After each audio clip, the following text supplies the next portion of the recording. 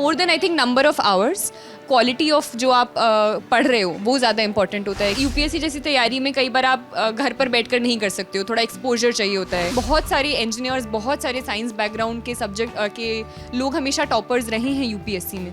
तो I think अपने interest based चीज़ें रखनी चाहिए 11th-12th में भी।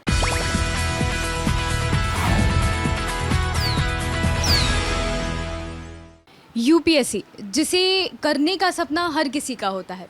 इस बार 2021 के जो नतीजे आए हैं उसमें श्रुति शर्मा ने रैंक 1 हासिल किया है।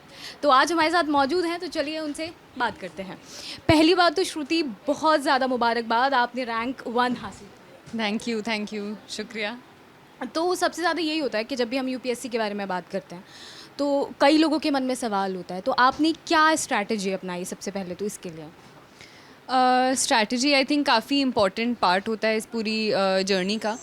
तो आई थिंक स्ट्रैटेजी में आई थिंक सबसे इम्पॉर्टेंट होता है कि मटेरियल को सिफ्ट करना, क्योंकि मटेरियल बहुत ज़्यादा आजकल अवेलेबल है यूपीएससी में, चाहे डिजिटल हो चाहे मार्केट में अवेलेबल हो।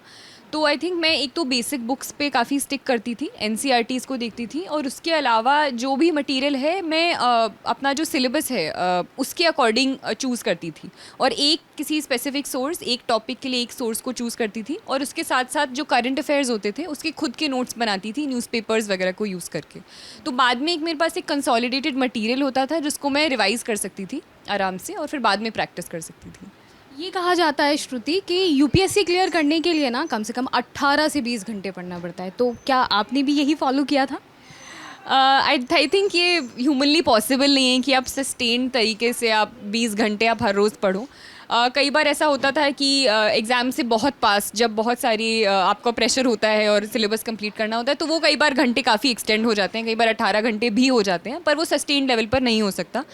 तो anything around I think around 6 hours तो मिनिमम आई थिंक थोड़ा करना ही पड़ता है, पर कि उस समय आप फोकस्ड तरीके से पढ़ रहे हो। तो ये कहा जाता है, अभी जैसे आपने देखा कि इस बार 3 लड़कियां टॉप में रहीं, तो आगे क्या है? जैसे कि हम देखते हैं कि लड़कियां नहीं होती हैं फील्ड में, लेकिन इस बार तीनों लड़कियों ने टॉप किया, तो इस पर आप क्या कहना चाहेंगे?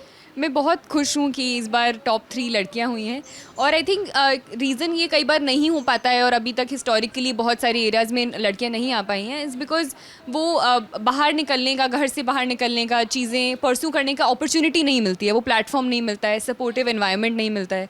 क्योंकि यूपीएससी जैसी तैयारी में कई बार आप घर पर बैठकर नहीं कर सकते हो, थोड़ा एक्सपोजर चाहिए होता है, दिल्ली आना पड़ता है, अपने अपने गाँव से बाहर निकलना पड़ता है। तो जैसे जैसे लड़कियों को वो प्लेटफॉर्म दिया जा रहा है, अपॉर्चुनिटीज़ दी जा रही हैं, तो धीरे धीरे हम नाम उनका हर जगह देख रहे हैं। अच्छा श्रुति, कि यूपीएससी के जो इंटरव्यू होता है, जो फाइनल इंटरव्यू होता है, उसे लेके ना मतलब बहुत ज़्यादा मिथ है, मैंने भी सुना है कि वहाँ पे ना इस तरीके से सवाल होते हैं कि आपकी शर्ट में कितने बटन हैं, इसे देख के बताओ, बिना देखे बताओ। क्या वाकई में इस तरीके का सवाल होता है? मतलब ये नहीं, ऐसा नहीं होता। आई थिंक काफ़ी ज़्यादा ऐसे कई बार व्हाट्सएप फॉरवर्ड्स या फिर वायरल वीडियोस हो जाती हैं कि ये यूपीएससी के इस साल में पूछा गया था, तो इसमें ज़्यादा सच्चाई नहीं होती है। दूसरी एक चीज़ है कि जो मॉक इंटरव्यूज़ होते हैं, कई बार सोचते हैं वो ही एक्चुअल इंटरव्यूज़ हैं, तो वो भी नहीं होते हैं। कई बार नेचर ऑफ क्वेश्चंस काफ़ी डिफरेंट होता है, काफ़ी वेरीड भी होता है, तो वो आपके बैकग्राउंड से लेकर और आपका हॉबीज़ या फिर जनरल अवेयरनेस, काफ़ी सारी चीज़ें पूछते हैं। तो आई थिंक वो वाली चीज़ें तो नहीं होती है इतनी ज़्यादा जो आप पूछ रहे हैं। अच्छा श्रुति, जब आप इंटरव्यू के लिए जा रही थी तो आपसे किस तरीके के सवाल किए गए थे जो अभी आपको याद हों, जो आने वाले टाइम पे जो यूपीएससी की तैयारी कर रहे हैं उनके लिए हेल्प हो सके कि किस तरीके के सवाल पूछे जाते हैं? आई थिंक इसमें भी वेरिएशन होता है, क्योंकि मैं जैसे जब गई थी और मेरे कई दोस्त भी जिन्होंने इंटरव्यू किया था, तो वो कई बार काफ़ी डिफ़र कर जाता है। कई बार डैफ बेस्ड होता है, जो आपका डिटेल्ड एप्लीकेशन फॉर्म होता है उसी पर बेस्ड होता है, कई बार बिल्कुल उससे बाहर होता है, सिर्फ करंट अफेयर्स पर होता है।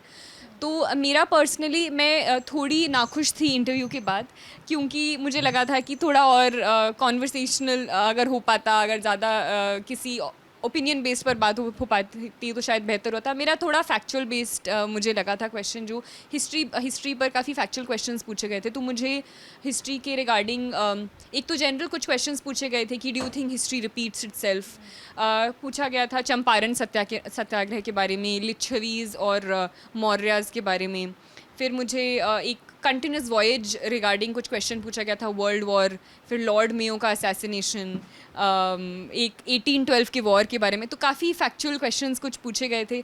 उसके अलावा गवर्नेंस पर क्वेश्चंस पूछे गए थे, जो हमारा SDG सस्टेनेबल डेवलपमेंट गोल्स हैं उस पर पूछे गए थे। मेरा स्कूल जो है सरदार पटेल विद्यालय, मेरी हॉबीज़, तो ऐसा काफ़ी वेरीड सा एक था पूरा इंटरव्यू। तो ये भी कहा जाता है कि जैसे यूपीएससी हम क्लियर करते हैं और आपने जैसे कहा कि आपने हिस्ट्री लिया, लेकिन सेंट स्टीफन और जेएनयू से अलग अलग पढ़ाई हुई, तो हिस्ट्री को लेने के पीछे मतलब क्या था? हिस्ट्री हमेशा से मुझे बहुत इंटरेस्टिंग लगता था स्कूल से ही। तो सरदार पटेल विद्यालय में मेरी टीचर्स जो थी, जयश्री मैम, और पॉलिटिकल साइंस भी मीनाक्षी मैम पढ़ाती थी, तो मुझे हमेशा से बहुत इंटरेस्ट था सोशल साइंसेज में, हिस्ट्री स्पेसिफिकली। तो इस वजह से मैंने अपना ग्रेजुएशन हिस्ट्री चुना था। उसके पीछे सिविल सर्विसेज उस समय नहीं था कि कई लोग इसलिए लेते हैं, पर मेरा जेन्युइन इंटरेस्ट था हिस्ट्री पढ़ने में। उसके बाद फिर मैंने ऑप्शनल सब्जेक्ट जो हिस्ट्री चुना वो इसलिए था क्योंकि मेरी फेमिलियरिटी भी थी सब्जेक्ट से, अवेयरनेस थी सिलेबस की भी, मैं पढ़ भी चुकी थी और इंटरेस्ट था। तो आई थिंक इंटरेस्ट एक बहुत मेजर फैक्टर होना चाहिए आपका ऑप्शनल सब्जेक्ट चुनने के लिए। कई लोग बोलते हैं कि इतना स्कोरिंग नहीं होता है, बहुत वास्ट सिलेबस होता है, पर मतलब it worked out for me, so I am happy. तो ये भी कहा जाता है कि जैसे जैसे हम तैयारियां करें, वक्त निकालें, तो आप जैसे आपने कहा कि इंटरेस्ट होना बहुत ज़रूरी होता है।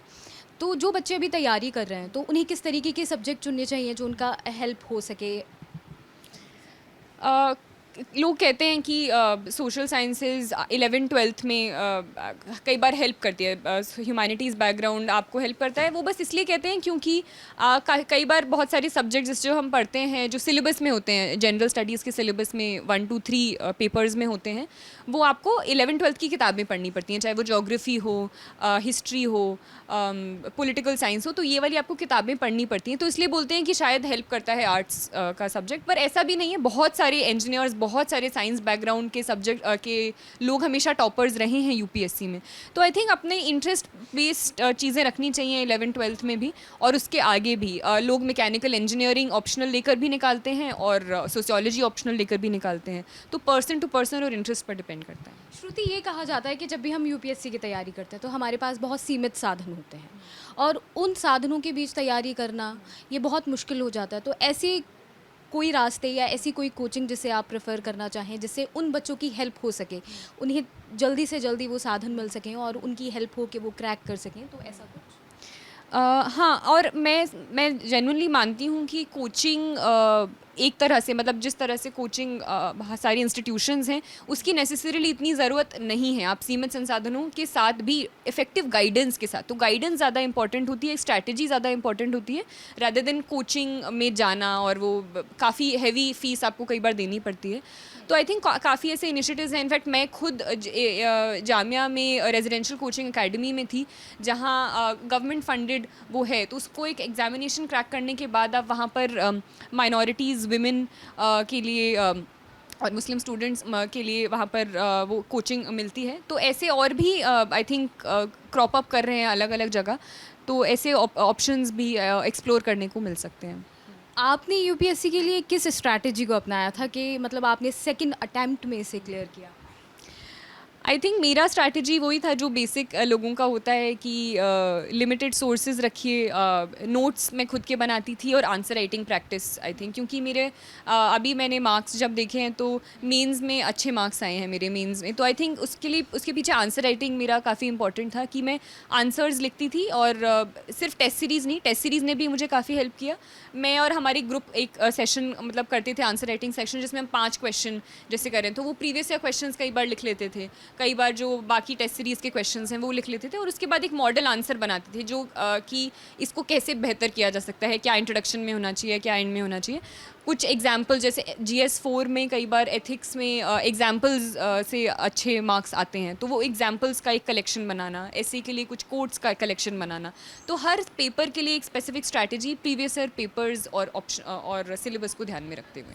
तो श्रुति, एक अभी जैसे आपने बताया कि आपने जामिया से इसके लिए कोचिंग ली थी, तो हालांकि जामिया को लेके भी कई सारे सवाल मन में उठते हैं कि वो एक मुस्लिम यूनिवर्सिटी है, मुस्लिम ही बच्चों को वहाँ प्रिविलेज मिलता है। तो जब आपने वहाँ 2 साल की पढ़ाई की, तो आपको ऐसा कुछ महसूस हुआ वहाँ पे, या मतलब ऐसा कुछ होता है जो बच्चों के मन में धारणा है? क्योंकि जब जामिया में नाम आ जाता है तो कई बच्चे अपना एडमिशन विड्रॉल करा लेते हैं ये सोच के कि भाई जामिया है, मुस्लिम है, तो ऐसा कुछ आपको महसूस हुआ?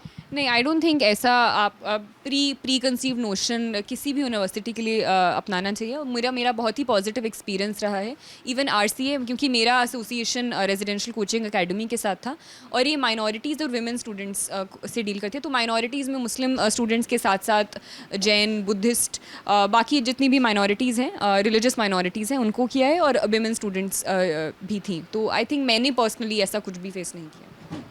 तो श्रुति, आखिरी सवाल, जो बच्चे अभी यूपीएससी की तैयारी कर रहे हैं, जिनका रिज़ल्ट अच्छा नहीं रहा, या तो उन्हें किस तरीके की तैयारी करनी चाहिए, या जिनका इस बार नहीं आया तो क्या उन्हें आगे तैयारी करनी चाहिए, या उन्हें क्या रास्ते अपनाने चाहिए?